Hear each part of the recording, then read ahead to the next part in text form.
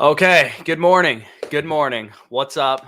We're live once again. We check out from Buffalo in about an hour's time. So we figured as degenerates, we would get in one more Underdog stream for you guys. As always, if you guys missed yesterday's stream, we're running a special promotion with Underdog where those of you guys that haven't signed up yet, if you're on the fence about it, promo code FSC at sign up and first deposit, 100% back, but also you'll have a chance to win one of five $50 credits on the site. So if you guys are on the fence right now, you can take advantage of that from now through August 27th. And you'll also get...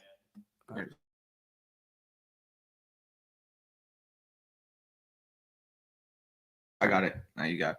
Okay. I forgot to mute my there we laptop. go. Okay. Danny's doing some technical shit here. So On me. From now until August 27th, you guys can get access to that contest. As always, you get our rankings for free if you use the code.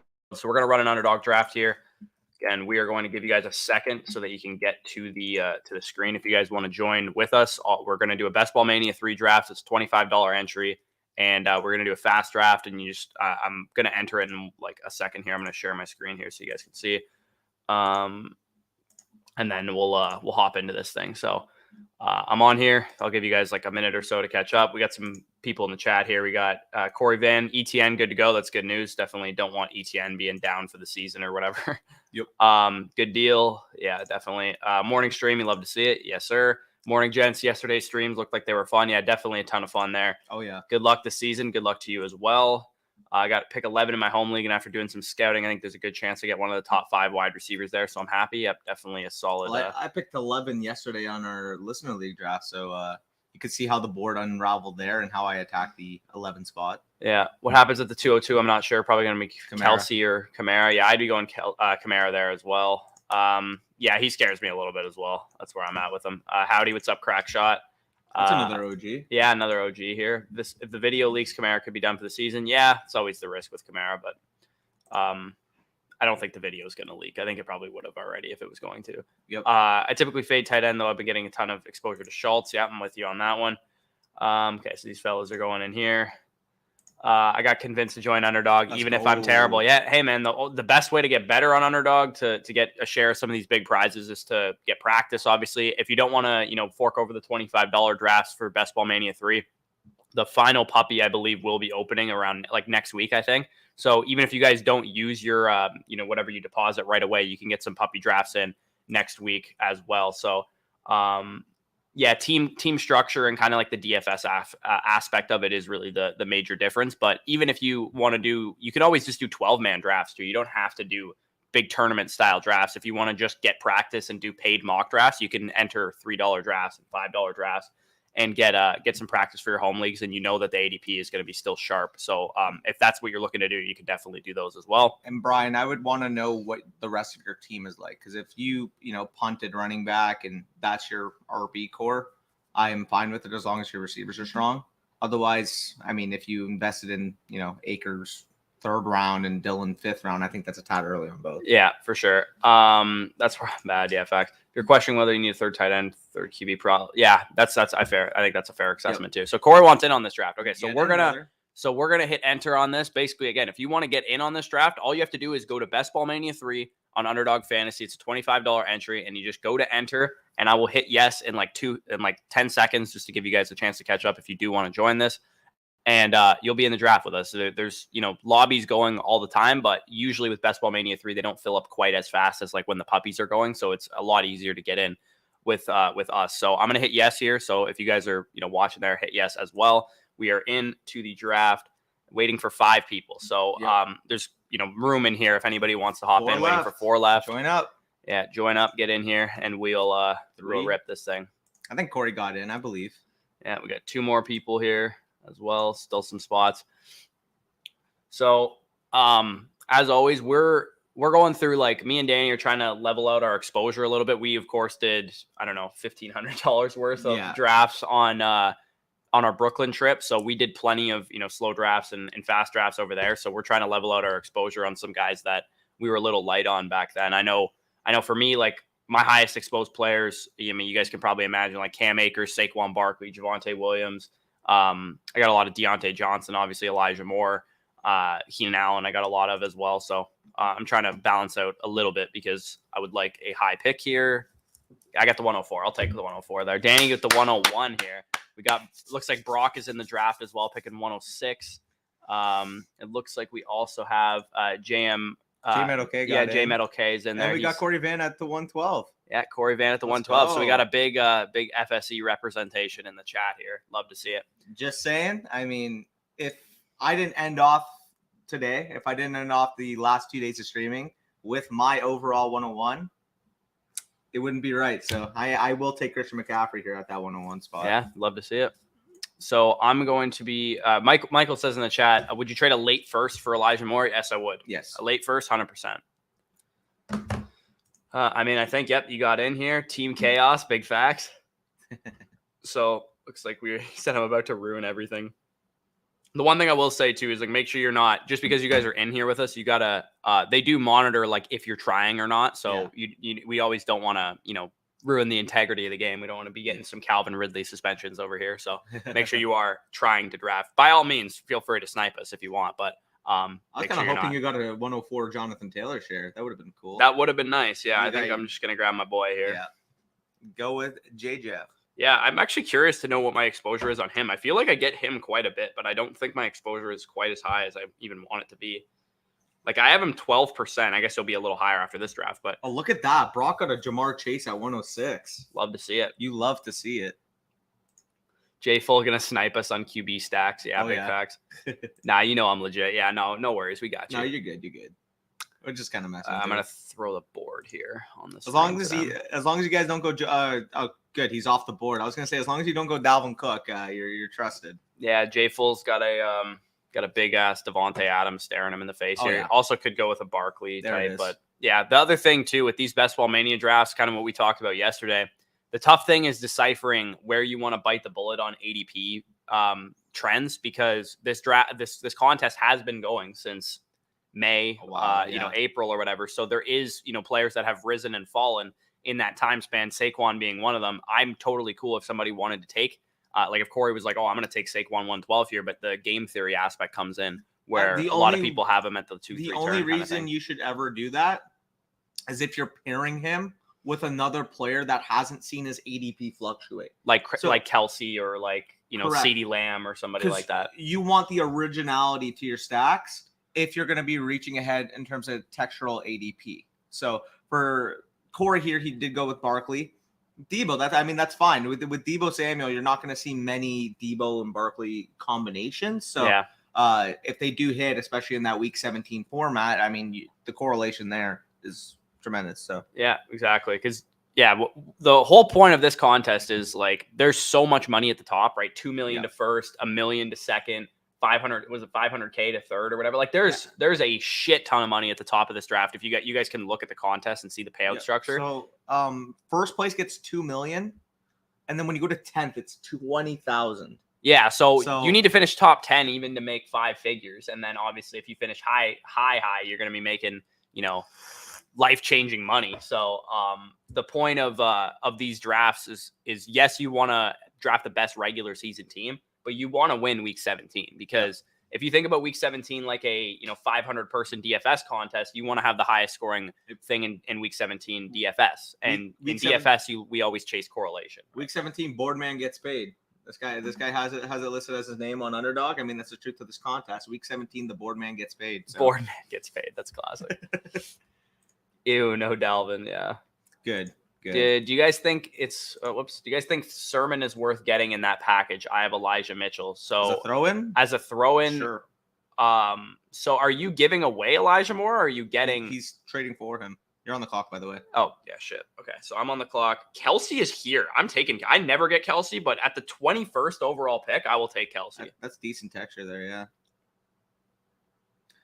I'm interested to see what falls back to me. Yeah. I might have to go with Andrews with one of those picks if he does make it back. That honest to God, that might be the first time I've drafted Travis Kelsey. I might have like two other shares of him maybe, but the only time I will draft Travis Kelsey is in that scenario when all those running backs fly off the board and I have a chance to get a positional advantage at tight end. And Kelsey, to me, between Kelsey and Andrews, I'm much more likely to draft Kelsey than I am Andrews. I'm interested to see what I'm looking at this next turn. I know I want to lock up Leonard. Well, yeah, there it is. I want to lock up Leonard Fournette for sure with one of these picks. And I'm probably going to be going with Tyreek with the other one. So let me just take a quick glance. Not much there. I mean, I could get funky and go with like a Keenan and Mike Will, but I think that's just too much. So I'm just going to go with Tyreek, and I'm going to go with Leonard Fournette here.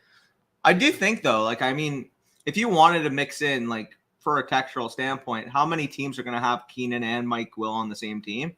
If you wanted to, at the 101, mix in a Keenan, Mike Will stack, and then hopefully Justin Herbert. He won't. He probably – I mean, there's a chance because you have the two weapons, but even the guy that has Eckler could be going after Herbert, and he'd have two picks between you, right? So I'm back on the clock here. Michael Pittman pretty easily stands out as like the best wide receiver. I have a lot of Keenan Allen, so I'm gonna go with Pittman. Keenan Allen I have him rated higher than Pittman, but I do have quite a bit of Keenan Allen. So I actually have Pittman higher. They're really close. They're really close anyway, so I'm just cool grabbing Pittman there. And I mean, that's the lowest we've seen Pittman go all weekend. He's been going in the second round. He's been going consistently at the late second round turn area. Crackshot says Nico looked good yesterday. I went back and rewatched a couple highlights last night from some of the preseason games that we missed. Definitely, there's more today, I believe, too. So, the preseason takeaways videos, as you guys know, I'll have that tomorrow morning. I'm going to try and get that out as early as I can because I feel like, the sooner I get that out, the better it'll do view-wise. So I'll try and get that out for you guys tomorrow. So we have all the takeaways from preseason week. Can we also acknowledge the fact that, remember when we were at Panera Bread yesterday and I was like, look, Twitter's going to fully overreact to Gabe Davis's touchdown. And then later in the night, I end up drafting Gabe Davis in the list. Yeah, that is hilarious. You're just fantasy Twitter in a nutshell. I guess. Absolute casual, Danny. So it looks like me and the 103 went with the exact same build. Like we both took an elite receiver, a tight end. Yours is just better. Mine is just better, yeah. But I mean, I would rather have Higgins than Pittman, so he's got me beat there. That's close though, man. Honestly, that is close. And then obviously, I mean, like as much as earlier in the offseason, I really wanted to rank Andrews at 1, but realistically, I mean, let's think about it pretty simply. The Travis Kelce, the tight end that's going to earn 160 targets in a Patrick Mahomes-led passing offense, and Mark Andrews, who could probably put up a similar amount of targets in the Ravens offense, sure, but realistically, they are in a similar target concentration type of situation in terms of the fact that Rashad Bateman and those ancillary weapons equals more or less Juju Smith-Schuster, Sky Moore, and those ancillary weapons. So if we're just talking about straight, who would you want? Which offense going to be better from a passing perspective? Like, yeah, give me the one associated to the Chiefs. Give me the one that's been a top 2 tight end for the last 5-6 years. So the only real risk you have between the two tight ends is age. Yeah, like it's Kelce has, and also Kelce wasn't the greatest in the world for the first couple weeks last year, first like 10 games or so. I think most people that drafted Kelce probably didn't make the playoffs, I would say, because he wasn't that great unless you drafted obviously great teams around him. But I know his best ball win rate wasn't very good relative to the other guys around where he was being drafted because you had to draft him around where Taylor and Eckler and those guys were going. So for me, I wasn't really in on Kelce last year. I think he's a little bit more stomachable when you get to the mid-second round portion of the draft. Let me just point out quick. I think the boys are absolutely killing their drafts right now. Let's look at that. Ah, damn it. I wanted Robinson. Brick. And there goes Akers. Okay. Classic. No, I might do just an absolute bog standard 0 RB out here. Fuck. You're going to take him, aren't you? Deontay? Oh, I thought you were going to take Terry. Okay. Should I take Terry? Good Deontay. He's your boy. Yeah, Deontay's my boy. I also want to share Terry. I never get him. I'm trying to just completely overinflate my Deontay Johnson exposure. He's my second highest owned wide receiver right now, 21%. So I can't. Terry's close. Like him and Terry are pretty much similar profiles. You got not great quarterback play, but two alpha number 1 wide receivers. But Deontay's been better for fantasy. We know that Terry can do it. We just haven't seen it yet with Deontay. We've seen the elite target share, and it translates to a top 10 PPR performance last year. So I'm cool with Deontay. Anytime I get Deontay in the 4th round, I'm fucking smashing it. That stung. I really wanted George Kittle to fall back to me, but I am eyeing, I spoke of Mark Andrews. I spoke of the Ravens offense. I am eyeing a Ravens stack here. I mean, if I was, a Mickey Mouse version of myself, I would go with Juju and Mahomes, but instead I'm just going to take the better stack with Lamar and Bateman. Yeah, I'm hoping Mahomes falls back to me here. So hopefully. I dig it. Mickey Mahomes. No, there was a tweet on that recently. It was like, if you could choose a best ball, or if you could choose a stack to have going into the year, what would you rather have? And it was Bateman and Lamar or Mahomes and Juju. And a lot of people were answering the Mahomes Juju side. And I'm just thinking in my head, I'm like, are we like? Well, Lamar alone makes that like, because the difference between Mahomes and Lamar to me is bigger than the difference between Bateman and Juju even. And Bateman is, I would much rather have than Juju. I would much rather bet on the 23-year-old breakout candidate than the fucking 25-year-old who's seen his yards per route run drop in each of the last 4 years. I'm building out most likely in this draft, I'm going Kelsey Mahomes. Like I just grabbed Mahomes there. So I'm going Kelsey Mahomes, and then I'm probably going to grab Sky later and maybe like a late round Pacheco or something like that. I'm going to try and avoid the Juju hype because I just personally don't think he's going to be that great this year, but it's possible. I just can't stomach it at this price. You can get Sky Moore. I would have had to take Juju over Deontay Johnson. I'm not doing that. Just take Sky Moore later, and then you get a better bet. To be honest. Yeah. Watched one of your videos earlier today and randomly got in your draft. Appreciate that, Ranstan. Appreciate that. Still like JJ Cup at the 105 in a half PPR league. Yeah, even in half PPR, I'm still going with those two wideouts. Either one, whatever you prefer. I like JJ. He likes Cooper Kupp. Yep. Dameon Pierce didn't play. The coaches said he has nothing to prove. Number 1 RB in Houston. Yeah, see, I haven't looked over any of the usage. I still got to rewatch a lot of the games now that they're going to be in condensed form or whatever. For some reason, I can't watch like the Canadian version of NFL Game Pass in the United States where we are right now. So I can't actually go. I was going to go back and watch some of the games condensed last night, but I couldn't. So I'm going to do that when I get home today. And I'll definitely have some takeaways for sure. It's funny you mentioned that because a lot of our Americans watching are probably going to be like, well, what do you mean like Canadian version of Game Pass? Like, well, what's the difference between doing that there and doing that here? It's an international version. That's the difference. For us, we have, so in Canada, we have an app called DAZN, so DAZN. And basically on that app, you get to access NFL Game Pass. But when we try to log into our accounts in the States, it's only for mixed martial arts and boxing and soccer in the States because NFL Game Pass, I guess, just doesn't have the same contract. They have their own NFL Game Pass, so there's no reason for them to be offered on DAZN. But internationally, that's how they do it. Yep. Also, can we acknowledge DK Metcalf at the 60? I mean, kudos to fucking Corey. That's a value and a half. Yeah, looks like Brock's got a nice looking team here, man. Yeah, I dig Jamar Chase, Javonte Williams, Keenan Allen, Allen Robinson, Chris Godwin. Love to see that. That's like a big, my guys type of team, right? The boys are killing it right now, honestly. Yeah. The boys are making some teams. Also, if you're watching this right now, don't be the guy who takes Allen Lazard at the 62nd overall pick. Ew. Yeah. Also, if you're watching this and you guys enjoy so far, hit the like button, and if you're new around here, hit the subscribe button as well. Yes, Javonte, I'm vibing. Nah, I'm getting more. Okay, yeah, so you're getting more. I'm cool either giving up Sermon or getting Sermon. I don't really give a shit, to be honest. Sermon was horrible yesterday. He honestly might get cut. I mean, it's weird because he looked good in preseason week 1. But that 49ers backfield, honestly, just take your shots. I don't really give a shit. If you say you like Jeff Wilson, if you say you like TDP, if you say you like Trey Sermon, say you like Elijah Mitchell's the only one I'm out on just because he's the most expensive. But the rest of them are all dart throws. I'm cool just throwing darts wherever. Jordan Mason looked good. Josh Palmer did look good. The touchdown he had against the Cowboys looked pretty dope. I think he's going to be an underrated like stacking guy for the Chargers offense. I took him in a lot of dynasty best balls that we did because we did 2 dynasty best balls this offseason. And I think I have Palmer in both of them because I think he's a great dynasty best ball type of piece. What's up? Dude, you know what's insane? What's that? Okay, you know how I was watching the UFC yesterday? Yeah. I made it to round 5, right? Mm-hmm. I guess I passed out with a few minutes left in the fight. Yeah. And the guy that was losing the whole fight ended it with a knockout. Who? When I passed out. Edwards knocked out Usman. Oh, really? I just assumed Usman won a decision because I was watching the whole fight and he won like 3 of the first 4 rounds commandedly. Oof. And then I checked my phone today and Edwards knocked him out when I passed out. Yikes. Was that a title fight? Yeah. Yeah, because Usman was Usman was the number 1 ranked fighter in all of UFC. Yeah. What is he, a middleweight?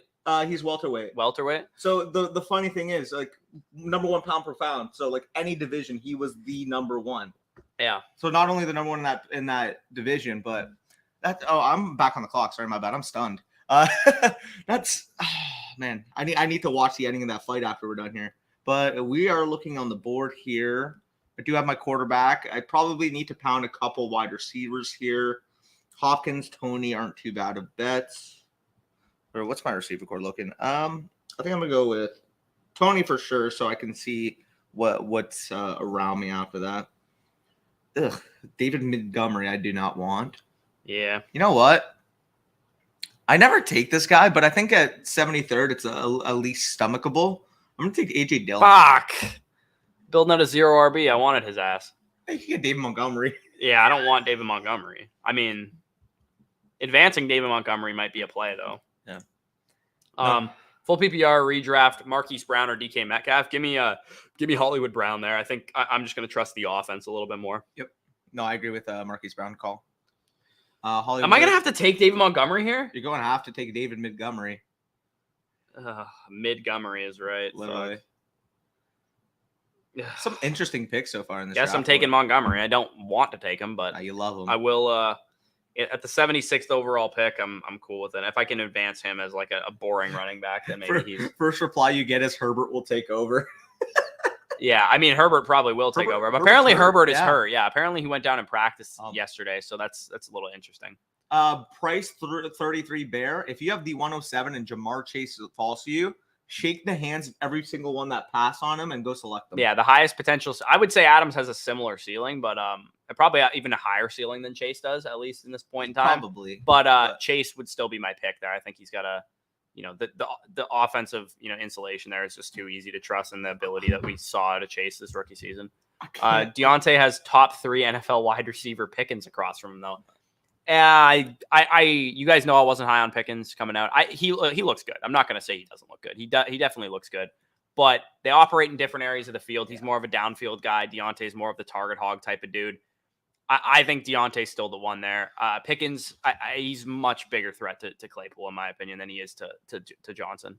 Yeah, I think it's kind of blown out of proportion because I mean, realistically, what did George Pickens do that is so amazing? Yeah, he made a nice he made a nice catch. I don't want to call him Terrace Marshall, but Terrace Marshall also made a nice play in the preseason last year and did nothing in the regular season. So I'm still trusting the prospect profile. What I saw in film at Georgia does look good, and it's definitely encouraging to see for people who really like Pickens. But I have multiple years now of Deontay Johnson being a stud number 1, a top 5 target share in the NFL last year. So I'm not going to quiver and shake on that because a rookie wide receiver made a toe tap catch in preseason week 1. Well, I've said it before and I'll say it again. I mean, could George Pickens be a very solid number 2 wide receiver? I think he complements Deontay really well too. He reminds me of Michael Gallup, and I've said it multiple times, but their playing styles are so fucking similar in terms of their body control, in terms of being able to come down with those plays on the sideline, in terms of being able to high point the ball, play on the outside, play a physical role. He reminds me so much of Michael Gallup, but I feel like the people that are saying, "Oh, he's going to be a true one," I don't see that. I think he could just be a very good number 2. Yeah, he's like a souped up DJ Chark almost. Yeah. But Pickett's targeting Freiermuth. Yeah, Freiermuth is also a guy that I love. If you told me right now I have to make a bet on the target hierarchy in Pittsburgh this year, I think it's going to be Deontay 1, Freiermuth 2, Pickens 3, Claypool 4. And that might be a hot take. I'm high on Freiermuth. You guys know this. I think he was phenomenal last year. Any game that he was getting, a full allotment of snaps, full allotment of routes, he was commanding 6, 7, 8 targets a game. And I know, Ben's, checked down Charlie because he couldn't fucking move. And maybe maybe Trubisky and Pickett show differently, but both of those guys have shown a propensity to use that.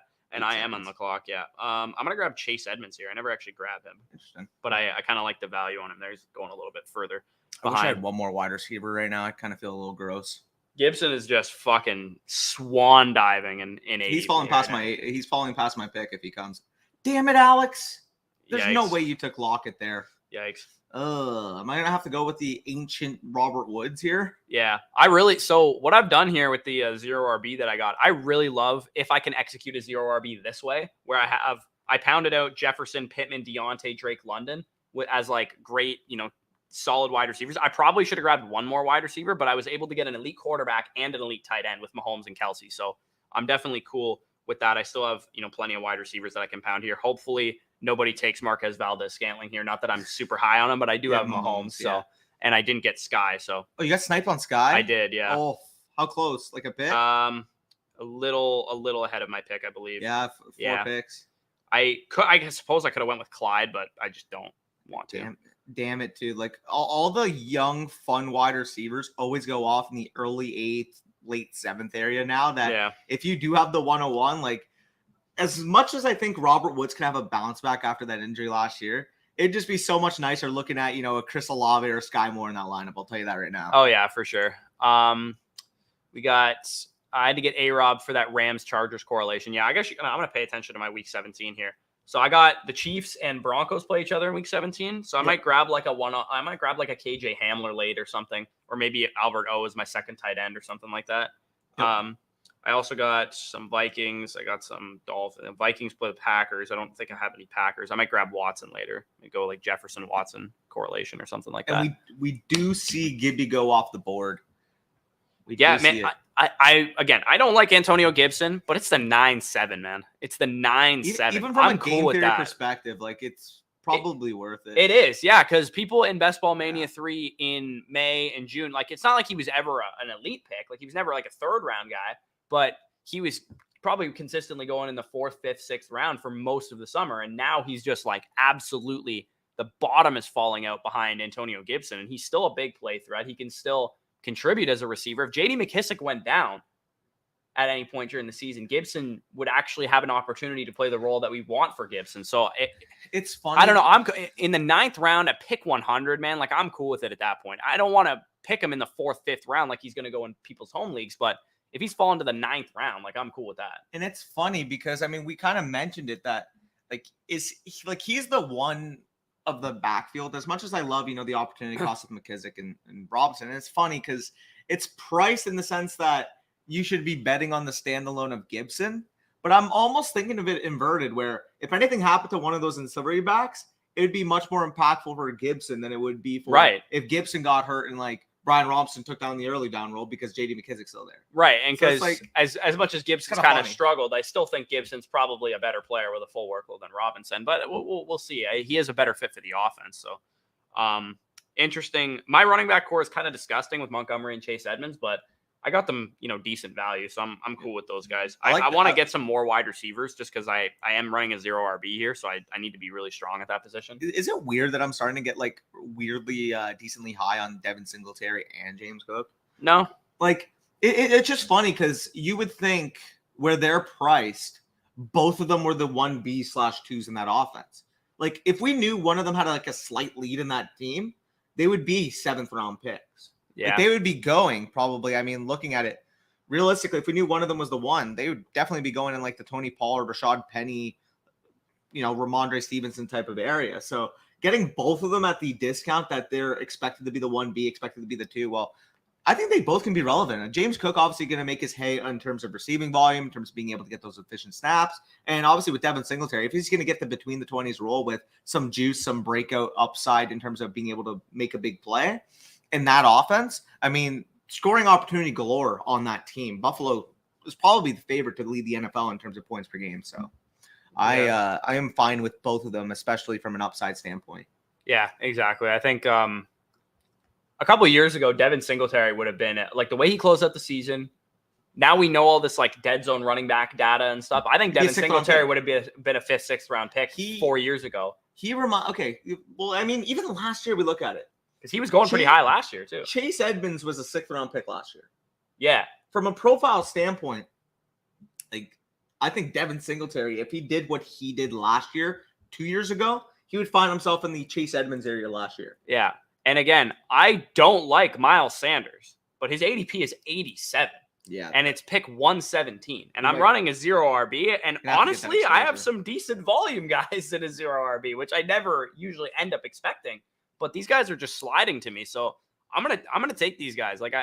This is a really textured 0 RB. I don't think a lot of people are gonna have the combination of running backs that I have in this 0 RB. It's with Montgomery, Chase Edmonds, and Miles Sanders, all these picks past ADP, having the wide receivers, the elite quarterback, the elite tight end. I really like how this 0 RB is turning out. And we mentioned it earlier, obviously, but this is another guy to me.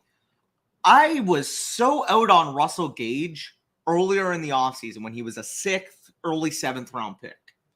But the signing of Julio Jones is going to knock him to near the 11th round now. I guess the Godwin stuff is probably part of that. I guess, but this is still a receiver who signed 3 for $30 million this offseason. It's still a receiver who he's going to play. He's going to start. He's going to start over Julio Jones too. He's going to be out there with more snaps than Julio, guaranteed. Oh, now do I want to take? I don't really want a running back, but I mean, I have to take Darrell Henderson. Actually, you know what? I'm going to get Melvin. Okay. I didn't want to take a running back there, but I mean, the receiver board is so gross, so I'm going to have to just play the receiver room in terms of numbers. Yeah, I'm trying to find some correlation here. So I got Eagles. I don't have any Saints. Oh fuck! I actually met. I didn't even realize I could have left Melvin for you because you do have the Chiefs. Yeah, that would probably been helpful. I can. I still should be able to grab KJ Hamler. Goes pretty late, so I could probably grab him later on. Yeah, Brock. If you didn't take Pickens, by the way, I was probably going to take him on that turn for the record. Henderson with Gage. Henderson and the Chargers. Okay. Do you want to grab Rachaad White here? Rachaad White's a solid pick. I would say him or Hendo. Yeah, you know what? I have a running back rated all higher than all of them in Madison, so I'm grabbing Madison. I respect it. Yeah, so I went with Madison there. That might have fucked up because I could have grabbed Dubs or something, but I'd rather the fact that Dubs goes higher than Watson to me is a little ridiculous. Yeah. I think like Dubs looks good, right? Or Dubes or whatever the fuck his name is. I literally don't know how to pronounce this guy's name. Dubs. I like Romeo Dubs. It sounds dope. But I think his name is Dubes. I think that's how you're supposed to say it. Or Dobbs. Sorry, it's Dobbs, isn't it? Something. I have no idea. If anybody actually knows, let me know. I think it's Dobbs is how you're actually supposed to say it. But Romeo Dobbs should not be going higher than Christian Watson. Like that's point blank period. We were not Christian Watson guys, but we recognize there's a ceiling. When you break down his metrics at North Dakota State from like a per pass play standpoint, they're not that bad. Like his target per pass play rate and all that kind of stuff, like it's pretty decent because he wasn't out there for all the routes. They did run the ball like fucking crazy at North Dakota State, and the guy is, a freak athlete type Chase Claypool mold or whatever was my comp for him. So, I mean, if you got an open receiving core, he has the highest draft capital. He has the highest opportunity in that receiving core there. Yeah, I think Watson is fine. It's just, and I expected him to be way overdrafted. And it's funny because I mean, earlier in the offseason, all the hype was, oh well, a top 8 overall dynasty pick should be Aaron Rodgers' #1 wide receiver. Yeah, and at that point, it's like, okay, well, we're out on him there because we don't believe he has the talent to oversee, some of the guys like Sky Moore, some of the guys like, Jameson Williams, Chris Olave, et cetera, the guys that went before him. Now we're at the complete inverse where he struggles a little bit, he's hurt throughout training camp. And now, the inferior wide receiver prospect is all of a sudden going to play ahead of him because Aaron Rodgers made a couple nice comments about a rookie. Yeah. Like, are we serious here? Yeah. Dobbs is like as a 11th, 12th round pick, man, I can't get on board with that. When I can get Watson in the fucking 14th round, I'm going to do it. And again, I totally expected Watson to be an 8th round pick. Like Allen Lazard is a 6th round pick. Yeah, literally. Damn it. Charity bud, man. Yeah, I'll take Allen. I will take Watson over Lazard straight up. Like, I'm not even capping. I would rather have Watson. If I had to make the decision on the clock, I would rather have Watson than Lazard. And you get Lazard in round 7 or whatever, and Watson in round 14. So we just talked a lot about Watson. It makes me want to draft him. So I'm gonna grab him. I needed the correlation because I have Jefferson and I have Madison. Nice, so I need the correlation there. So I like that pick a lot, actually. Yeah, that's a nice pick. I thought you were gonna go with Hardman. Nah. You get the Chiefs, no? I also can go for don't take Hunter Henry on me because I have Chase Edmonds and I want to grab Hunter Henry for the week 17 correlation there. I mean, I do have Tyreek Hill, but that's all good. Yeah. Fuck. You can grab Jacoby Myers if you want to grab a correlation there. I guess. It's kind of ugly. With Allen getting older, Palmer is huge. Yeah, Palmer is an interesting name. I could see it. Wouldn't shock me this year if Palmer is like next year's Gabriel Davis. I could see it. Where he's like, maybe Keenan Allen is, there's a world exists where he maybe gets hurt and he gets cut from the Chargers or something like that. And Palmer's just like stepping into the wide receiver 2 role. But I could also see another scenario where Palmer just gets replaced in the NFL draft if that were to happen. So I went with Osborne and Hardman. Hardman, it was just a texture play because his ADP is about like 127. So I got him at 144. And obviously, again, if we're thinking of it from a DFS frame of mind, I don't need him to pay off for me every single, week. But week 17 against the Broncos, I mean, McCole Hardman has the archetype to potentially have, an 80-yard, 2-touchdown type of game. So I'm fine with taking him there. Also, this is probably the lowest I've seen Isaiah Pacheco go in a while. Yeah, I was going to be between him and Hunter Henry for me because I got the Chiefs correlation there. So I grabbed Grab Hunter Henry there as my second tight end. I lock him up. Between him and Kelsey, I don't need to draft another tight end. There's no reason you're fine to there. go there. But I do need another quarterback, and the quarterback landscape's not looking the most ideal in the world. I need one more too. I would love Trevor Lawrence to fall to me, but I highly doubt he will. Jameis Winston's interesting, but I don't have any New Orleans Saints really on my team. Am I gonna have to go with Daniel Jones, bro? I'm in a bit of a tough spot here. I think a Matt Ryan, Mac Jones type of quarter. I guess I have Henry. I could always just grab Mac Jones as my second quarterback. Yeah, I dig it. Tua is definitely gone, yeah. Herbert will take over. Khalil Herbert was carted off the practice field yesterday. Montgomery, maybe not a bad pick right now. Yeah, again, I picked 76. I'm cool with him. I'm not going to go to my way to draft the guy, but maybe a little bit better if... Brock mentioned the team Pacheco has an interesting team. Let's look at it. Oh my, what the fuck? Pound the rock. What does he got? Jonathan Taylor, Nick Chubb, Josh Jacobs, Cordero Patterson. He's got 6 running backs right now. Yikes. Michael Carter, Isaiah Pacheco. What the hell? Yeah. And there's receiver quarters. We also got, I think it's more that he was a 5-star with a good breakout age who dropped mainly due to injury. Yeah. I mean, I agree. There's definitely, pros about Pickens' profile. A 5-star recruit. He had a great freshman season.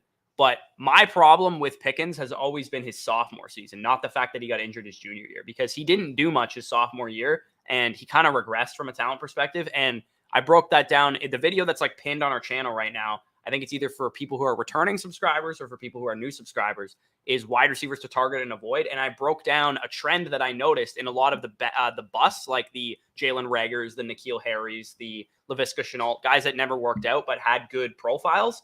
And it was that they regressed from, very promising sophomores to, down junior seasons, or maybe very promising freshman seasons to down sophomore seasons, and et cetera. And Pickens has that on his profile, and it makes me really, really nervous about that. Plus, when I watched the film on Pickens, I also saw some blemishes to his game. He looked more like a one-dimensional player, like you kind of said with the Michael Gallup comparison, yeah. the downfield body control, go up and get it style receiver. He can definitely do that really well. But I don't think he's a complete receiver. If you guys think that's us, discrediting Pickens, no, that's just saying that his ceiling is more so, a high value number 2, like again, a Michael Gallup, a Mike Williams type, than it is being, can he develop a full route tree? Can he develop into a full yards after catch type of player? Can he develop his threat in terms of being an intermediate receiver, in terms of being a deep receiver, in terms of being able to take stuff to the house in the short game? Like, I don't think he has that complete package to him. Right. And we also heard pre-draft that he might have some attitude and work ethic question marks too, which also adds layers of risk to his profile, which I've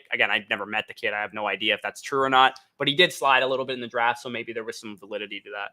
No Wandale. Yeah. So I'm on the board here again. I have quite a few running backs. I might grab another one here. I could grab Jamal Williams here. I think that's probably a smart investment. I'm just looking around. Wide receiver. I could grab Wandale as well. Don't. I won't. Tony.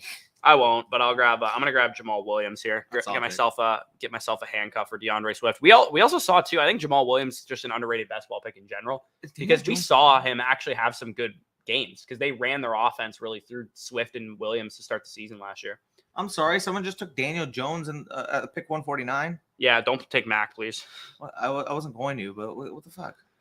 He doesn't have any Giants. I see AJ Green when I watch Pickens. I don't. I heard that a lot. To me, it's just Georgia bias. People saying that they see AJ Green with George Pickens. I think it's just that he went to the same school. I don't see the AJ Green comparison at all. When AJ Green was in college, he was a high target volume monster when it came to commanding targets, and his profile was a couple of years of sustained production, not just like one blip on the radar freshman season, a sophomore year that was kind of down, and then obviously we didn't get to see what Pickens would have became his junior year. But I think obviously the concerns could have been sullied if Pickens had a junior season and he had 1,200 yards and 17 touchdowns or some shit. Obviously I wouldn't have had any concerns at that point, but we never got to see that. So it's a question mark on his profile. Did Mac Jones just go? I didn't take him. Alex Miller did. Oh my God. Cringe. Ew. Is there anybody that I can grab here?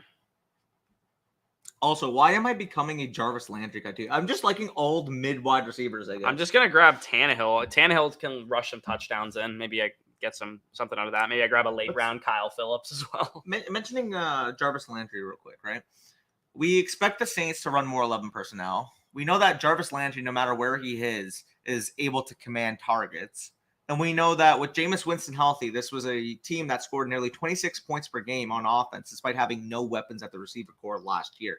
I think this could be a sneaky bet for an offense that can put up, 27, 28 points per game. And Jarvis Landry, yes, he's the wide receiver 3 on paper, but he's still going to get a lot of work. This is still going to be a concentrated offense. We know that with Michael Thomas, Chris Olave, Jarvis Landry, and Alvin Kamara, yeah, on paper, it looks like too many mouths to feed. But if we're expecting that inherent passing volume with Jameis Winston to go up with those weapons at hand, I do think that Jarvis Landry, round 14, you could do a lot fucking worse, and especially from a pure DFS. From a best ball perspective, I like Jarvis Right? Landry. I'm not necessarily excited in Redraft. a managed league where you got to choose when to start the guy, and Exactly. he's probably not a very high ceiling pick. But in best ball, he should have his weeks. I think he's a good pick. Yeah. Later on. And I mean, like, realistically, week 17 against Philadelphia, that could be a potential playoff, inclusion type of game. I think the Eagles and the Saints are probably going to be in the thick for the playoffs at that point in the season. And at that point, I mean, Jarvis Landry is going to get a ton of work. I probably should have grabbed Jarvis Landry. I have Miles Sanders. Could have gone some correlation. Oh, damn. We're seeing all the I also have though. Pittman, so that Wandale pick would have been also nice. Damn. Brian Robinson has looked good in Gibson's stead. Yeah, he definitely has looked good. I'll give that to Brian Robinson. He reminds, he profiled as this class's Ramondre Stevenson to begin with, right? Like when we were studying the draft, we're like, this guy can play, man. Like he's a good running back. And yeah, it's a 5th-year breakout. He never had like any production, but it's not like we're talking about a wide receiver, right? Like running backs, it's an opportunity-based position. Played for Alabama. It's a competitive school. There's a lot of great running backs there. Kind of understandable. I would have just transferred if I was him, but I guess he wanted to be the starting running back for Alabama at one point. He was productive. He's got, some confidence up probably too from, being on that team, a team that was demolishing people all last year in college football. So I think Robinson definitely just looks like just an overall good player that could last in the league for a while. So if you drafted him in the 3rd round of a dynasty draft, I think it's probably already paid off a little bit. Yep. So I'm going to grab one more running back here with Darrell Williams. I dig it. Yeah, so I got David Montgomery, Chase Edmonds, Miles Sanders, Alex Madison, Jamal Williams, Darrell Williams. I really love how that kind of 0 RB core shook out. I am kind of light at wide receiver for a 0 RB, a little lighter than I'd like to be, but I do have, stud quarterback, stud tight end, and I have opportunity to grab a couple more dart throws here at wide receiver. Yep, so I'm about to be back on the clock, and you mentioned you're light at receiver. Well, I am loaded in terms of numbers at the receiver position right now. Just took a bunch of lottery tickets, but took a bunch of dart throws. Not my ideal construction, but, sometimes you have to mix in some blips into your portfolio, if that makes sense. So for me here, because I like a lot of the lottery ticket running backs left, and I'm hoping one of them falls back to me at the last pick. Obviously, guys like, Jerick McKinnon, Sonny Michel, etc. there. I think I'm just going to double tap my tight ends. I do need to make this a three texture build at the tight end position. So I'm going to grab Noah Fant with one of these picks. And if I have any correlation, I could just take a look. Baltimore plays the Steelers. So obviously Freiermuth is gone. Not much there in terms of correlation. I do need my last quarterback too. So actually I do need a quarterback. So let me see what the quarterback board is looking like. I don't mind Jared Goff here. Do I have any Lions? No. Okay, I'm just going to grab my tight end now and worry about it after. I'll go Austin Hooper. Yeah. I do need a quarterback with my last pick, though. Rumors of Sky having a Debo role in Kansas City makes a lot of sense. I mean, Sky, a guy that they used a ton around the line of scrimmage at Western Michigan. He can definitely do a lot of that kind of stuff if they want him to. He wasn't given a lot of carries, but I think he'd be good at that role. He's got the bully, tough slot receiver kind of mold there. If I have to endure the pain of Sky not being on my Colts, then I can at least have him on my fantasy team. Yeah, I would have much rather had Sky more than Alec Pierce if I was you as well, but such is life. So I'm on the board here again. I want to grab some wide receiver. I know he's like buried in ADP, but I know someone will take him, so I took David Bell. Smart. And I want to see if I can get a Titans correlation here with Kyle Phillips or Nick Westbrook-Akine with my Tannehill second quarterback. Side note, don't say it out loud, but is it gross with 2 quarterbacks that I feed? Yeah, gross. Pretty gross. I actually considered punting and grabbing him too because I have his top receiver. So yeah. Bro, I got sniped on Carr. Dude, I don't know what it is with Carr, but he always gets sniped from me. When I build out Raider stacks, he's always sniped from me. That sucks. My one and only pick and share. Am I about to run a naked Stafford? Yeah, here's the thing with naked quarterbacks is if they're top 12 guys, I really don't care that much. Even if they're passing guys, even if they're Stafford, Brady, because I would prefer the rushing guys in that. I would prefer the rushing guys as well, but I would rather take a naked Stafford if he's sliding an ADP than punt the quarterback position and have to do a 3 quarterback build, if that makes any sense. Because you can also backdoor. You can also backdoor like a Van Jefferson to get a little bit of correlation, but Tyler Higbee, the guy who won Best Ball Mania last year, Liam, had Cole Beasley and Josh Allen. He didn't have Diggs. He didn't have Davis. He didn't have any of the like major weapons with Josh Allen. He just had Josh Allen and Cole Beasley because Josh Allen was able to score a ton of points on him by himself. Obviously, he's a rushing quarterback, but that helps. But Matthew Stafford's going to score fantasy points, and I feel more comfortable drafting a naked Matthew Stafford than I do betting on a combination of, Jameis Winston, Daniel Jones, and Tua to give me good production, right? Like, so I think sometimes we do overthink the stacking aspect a little bit. When you have a quarterback that's really good, that's going to score fantasy points, sometimes that's enough. You don't need to stack them always. It's more bets that you have to get right in order to win the tournament, but it is also something that could differentiate you too, because a lot of people are going to have them stacked up with pieces. Yeah, definitely makes a lot of sense there. I mentioned, some of the running backs I was eyeing. I do need a second quarterback. That would be pretty ideal. Yeah. You know what? Like, if I'm gonna say, like, if I could imagine a 4 running back build, it would probably be exactly what I have: Christian McCaffrey, Leonard Fournette, AJ Dillon, Melvin Gordon. As long as those guys are healthy, like, who else is actually entering my lineup at this stage? Yeah, exactly. So, Singletary, Moss, and Cook looked good yesterday. Loaded backfield. Yeah, they're great best ball picks to me. I'm not overly excited about them in managed leagues. More so, Cook would be the guy that I think has the most like stable role of those guys. But I do think in best ball, I think Singletary is really, really underrated because I think even when we're not excited about Singletary, he's going to have his games where he scores rushing touchdowns. Josh Allen doesn't run every goal line carry in, and they're also in the red zone so much that it doesn't really matter that much because they get so many. Like Singletary still had quite a few red zone touches last year. He had more than Nick Chubb, and Nick Chubb is like we picture him as this like goal line back for the Browns. But Singletary, because the Bills are in the red zone so often, still had a lot of red zone touches relative to what Nick Chubb had. So, fuck it, early quarterback. I mean, 20 picks past ADP to pair Stafford with A-Rob. Had to do it. Yeah, I think that's a great there. Maybe Fields solo swaggers it. Yeah, Fields also is a solid pick as well. By the way, side note too, Bush. What's up? On teams where you have your quarterback 1 with a week 13 or a week 14 bye, your quarterback 2, you could just punt to Deshaun Watson. You could, right?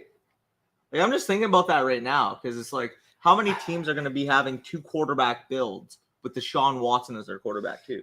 Yeah, it's interesting. I think I'm less likely to go after Deshaun Watson just because it is single quarterback format, and I don't know how much having a 20 point per game score for a couple of weeks is going to matter in a single quarterback. Obviously in Superflex, it could matter quite a bit. I'm going to grab Kyle Phillips here with my last pick. Grab a little stacking partner with Ryan Tannehill there. That closes out my draft. Built out, honestly, probably one of my favorite 0 RBs that I've built out so far. Yeah. And I mean, with my team, obviously, I don't have as much strength at the top of the wide receiver position, but I do think this is if you miss out early on wide receivers, how you can attack the position in numbers. I got a ton of guys that I trust, different archetypes. Obviously, with Robert Woods, Russell Gage, that I understand that you're getting access to solid offenses, you're getting access to potential target shares. And then with guys like McCole Hardman, KJ Osborne, et cetera, there, I'm banking on the upside on a week-to-week DFS basis. So, yeah, if I'm going to miss out on some wide receivers early, I don't mind how I built out this wide receiver core. Yeah, not bad there. We got thoughts on Dameon Pierce. I think Dameon Pierce is a guy that I'm willing to take a top 10 round, pick on at this point in time. I think he could be definitely the starter for that team. I had him as a top 5 running back from a dynasty perspective in the rookie class. So I think he definitely has the ability to really pay off his ADP as well. Dog, what is that Pacheco team? Pickens to the moon. LMAO Psyche just ran by a backup corner and scored wide the hype. Yeah, that is the other thing too, is that it was the second team defense out there that a lot of people maybe are discounting as well. KJ Hamler I probably should have targeted Hamler with the build that I had. I didn't get any Broncos Chiefs, which is unfortunate. But I mean, there's also a world too where Kelsey, Mahomes, and MVS just go off in week 17 and people stack up naked stacks in DFS with no run backs all the time, right? So hey boys, how's it going? Have to rewatch the streams. Appreciate for you for rewatching the streams, brother. Yeah, I'm gonna go over my team real quick, and then I'll show Danny's as well. Yeah. In a second. So I'm gonna go full draft here. Go to the draft board. All right. So like I said, I started off with a 0 RB, prototypical. I didn't intend to do it. It's just how the board fell. Justin Jefferson, Travis Kelce, Michael Pittman, and Deontay Johnson was the way I started my draft. I think I hammered out some good value and high value wide receivers there. Then I was able to pair up Patrick Mahomes with Travis Kelce, grab Drake London as an upside swing at wide receiver there. And again, I plan to grab more wide receivers. I was probably going to go with like a DeAndre Hopkins or Christian Kirk or somebody like that in round 7. Maybe go with a different archetype of running back, like a Ramondre Stevenson or something, because I thought those would be the type of running backs on the board.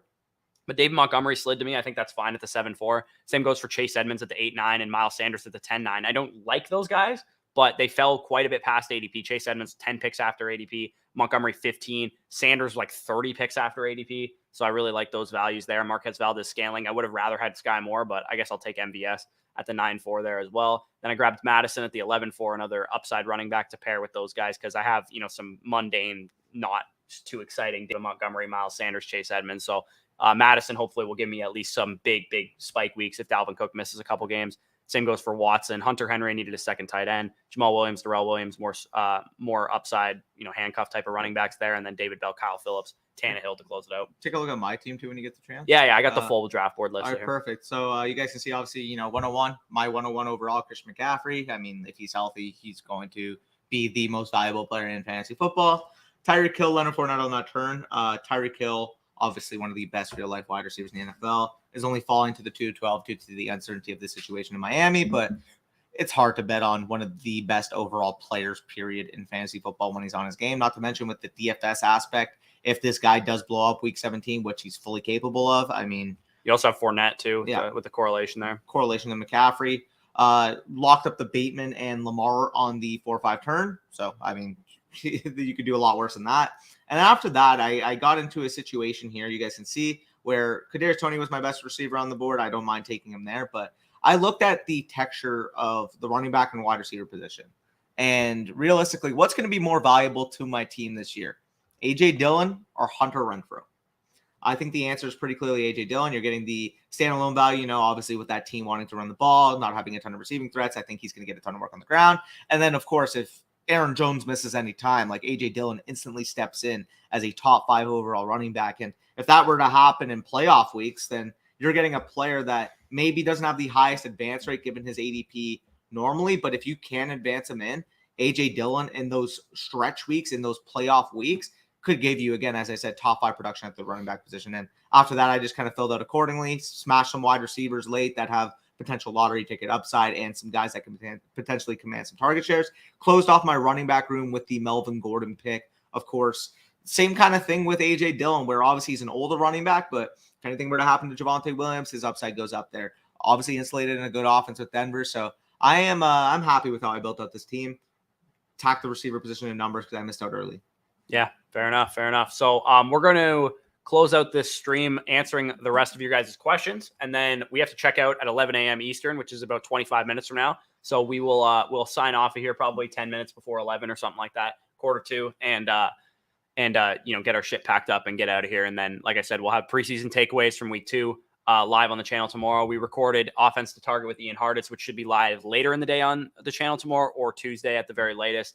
And then we'll have a lot more, awesome shit coming for you this week. We are in full swing. Again, if you guys missed the early part of the stream where I talked about the contest that we're running, we just did an Underdog Fantasy Best Ball Mania 3 draft. If you guys want a chance at $10 million to first place, or $10 million in total prizes, $2 million to first place, $1 million to the regular season winner, promo code FSC at sign up and first deposit will get you 100% back whenever you put in. So if you want to get a shot at $10 million in total prizes, put in $25. You have $50 on the site to play with. That's 2 free entries. And if you use our code from August 20th, which was yesterday, to August 27th, you will be entered for a chance to win one of 5 $50 credits on Underdog Fantasy. And again, we don't have a huge audience. So if you guys are on the fence, you don't know if you want to sign up yet, we don't have a huge audience. Using our promo code will guarantee that you have a very, very high chance of winning that. Probably like a 10, 15, 20% chance at, the lowest end, I would imagine. So make sure you guys check that out. That'll be linked in the pinned comment down below for more details as well. So Corey just sent us a quick super chat. I wish we could go through every single team. We'll go through Corey's because he sent the $2 super chat, but we do have to sign out of the hotel. We have to check out at 11 a.m. and it's currently 10:40 almost. So so we'll check out Corey's team real quick. Yeah. So we'll look through Corey's quickly. Obviously started off with Saquon Barkley, Debo Samuel. He's at the 112, by the way, boys. Saquon Barkley, Deebo Samuel on the turn, like that start. I think you're going to have a very unique start there. And obviously, both those guys have a ton of upside. Marquise Brown, Jerry Jeudy the next turn, perfectly fine with those players. And then you wrapped up the great value on Metcalf with 512 there. Yep, and he also played a texture card with Elijah Mitchell. I'm not a huge fan of Elijah Mitchell himself, nor in a real draft would I be comfortable with him in the 7th still. But, I mean, from a strict game theory perspective, a lot of people would have had to take him in the early 6th area. So the fact that you got him on that 7-8 turn, you have an Elijah Mitchell share that is going to be very different to a lot of people that did take Elijah Mitchell. So I don't mind mixing that into your texture. Tom Brady, obviously an anchor quarterback there. A little early on Kmet, in my opinion. I think you could probably have waited till like round 12, I think, especially with Pat Freiermuth going in round 11. Brian Robinson, again, I in a real draft, I don't mind that placement for him.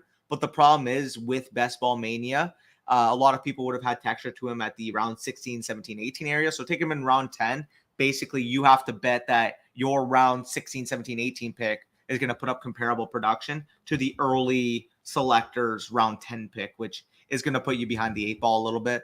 Overall, though, after that, I think you attacked it pretty well. Built out your wide receiver core, got an upside tight end with David Njoku. I think you did a solid job. Yeah, here. Definitely think you were right to go with 3 tight ends there as well. So I think you did a good job. So let's rip through, again, like I said, some of these comments, and then we'll head out of here. Yep. Is double Broncos without any Russ or any Chiefs for the Week 17 correlation a bad idea? No, I think if the game script goes where the Broncos just beat the shit out of them, I don't think that's a terrible idea. But that's, a tough sell for the Kansas City Chiefs to get their asses kicked in Week 17, potentially a playoff seeding implications type of game. Are you going to be making another recap of the preseason games? Yeah, I will be doing that tomorrow around noon or so. It should be live on the channel. Remember when Hurst used to be a lower round pick? Damn. Yeah. Malik Willis might take over soon. I hope so. I have a lot of Malik Willis in Dynasty because he fell to like the mid-3rd round of a lot of my drafts. So I definitely would imagine that would be a pretty good fantasy situation. Every time I watch the guy in preseason games, he's like scrambling outside the pocket. So he could definitely be a huge fantasy asset if that were to happen. Is there any hope for Amari Rodgers in Green Bay? I don't think so. I didn't like him as a prospect. I think he completely face-planted his rookie season. They brought in like Randall Cobb because he wasn't getting the job done. So I think he's probably toast, but it's a chance that he, turns around, I suppose. Who's this year's Elijah Mitchell? Best deep running back to emerge as an impact player. You're the reason I got Mitchell last year over Sermon. So just best overall deep running back. My guy has been Tyler Algier. He's been the guy that I've been going after as like this year's Elijah Mitchell. He's been, fluctuating in terms of ADP because there was the 8th string running back thing where he's kind of sliding down again, but he was up to like the 11th, 12th round at one point. Either way, if we're talking like borderline undrafted running back that I think emerges, I really like Darrell Williams, man. I think he's a guy that I really love late round as well. I like Sony Michel. Yeah. And the reason being, it's pretty simple for me personally.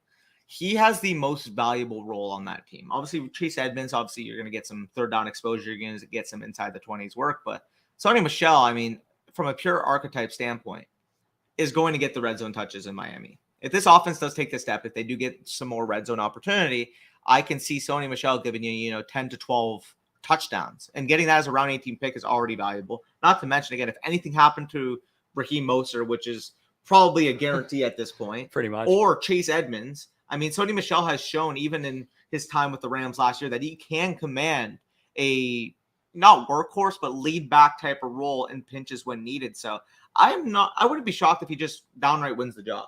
Like, I wouldn't be shocked if at some point this year, like week 4, week 5, he's looking like the best running back, former 1st round pedigree, and does get the opportunity to shine with the Miami Dolphins. So the fact that you're getting that type of upside in round 18, I mean, I have like about 20+% exposure to Sony Michel in my drafts right now. Yeah, he's a solid pick there as well. What would you do, or what would you give to get Debo, or with Debo to get T. Higgins in Dynasty? So on top of Debo to get T. Higgins, what are you giving up? I'm probably giving up no more than a 2nd round pick, to be honest, or a comparable player. I would not be willing to give up like borderline 1st round caliber value. Like, I think the earliest I would give up is like someone's like, hey, I'll give you T. Higgins if you give me Debo and like a early 2nd rounder next year would probably be the most I would give up. I'd probably agree with that. Yeah. It's I think Moss is going to be short yardage TDs. Can't believe I didn't get him with the 18th. Yeah. It's possible. I'm not excited about Moss. I feel like he has some preseason buzz most years and he doesn't usually pan out during the season. Bro, who the fuck is Jalen Warren? Steelers running back. Yeah, he's the Steelers running back that apparently has been beating out Benny Snell as like the number 2 guy. Yeah, they hated my team on here. You evaluate our teams as well. I wish we could. We don't actually have time to do so because we do have to be out of this hotel in like the next like 10 minutes. So I'm just gonna rip through these last couple comments, then we're gonna sign off of here. My God, the guy before me is a jerk. Sniped me on Carr, took him Naked over Stafford, and didn't even have a Raider. You hate to see it. The naked Carr is so common in these drafts. Yeah, exactly. Dang, rip. You guys are ripping it up. Bush, Appreciate I sent you an interesting trade in FSC Patreon. Yeah, so we had our listener league draft last night, and me and Reese have been going back and forth on trades this morning. My bad, guys. No worries. Went 7-7, needed more running back since I went Stafford at value and didn't get a running back there. Yeah, no worries. Agree with the Sony Michel take. Do you think Breece Hall will be Yeah, he already is a top 5 running back in Dynasty. I have him ranked RB5, I believe. I have him ranked higher, I think. Yeah, you do. You have him higher than Najee. Do I have him RB3? I think you have him 4 ahead of Najee, but behind Swift and Javonte, right? That's it. Yeah. Yeah. Wait. I have him. I have Javonte ahead of him. Yeah. I have Javonte. I have my top 5 Dynasty running backs are Jonathan Taylor, Javonte Williams, DeAndre Swift, Najee Harris, Breece Hall. Mine is that, except I have Breece ahead of Najee and Swift ahead of Javonte. You might even have McCaffrey ahead of Najee too. There's no chance I have McCaffrey in the top 5 ahead of Najee. So. No, okay, that's what I just thought. Anyways, we're gonna head out of here. Thank you guys for joining us. If you guys have been in here for all 3 streams or whatever, in redraft, I would not have Breece as a top 5 running back, but he's a solid, pick in like the 5th round or whatever. Anyways, we're gonna head out of here. Check out the contest. Link down below. Link in the pinned comments. Linked in the pinned comments of all the streams that we did. We'll continue to talk about it throughout the week as well. If you guys missed this video, you'll check it out on tomorrow's video and all that kind of stuff. Like I said, promo code FSE, sign up and first deposit, 100% back. Plus, you get a chance, $50 in free credits. 5 of those we're going to be giving away. And also, you get our Dynasty and Redraft Rankings manifestos for free. And I know a lot of people ask this all the time. I feel like I don't say it enough.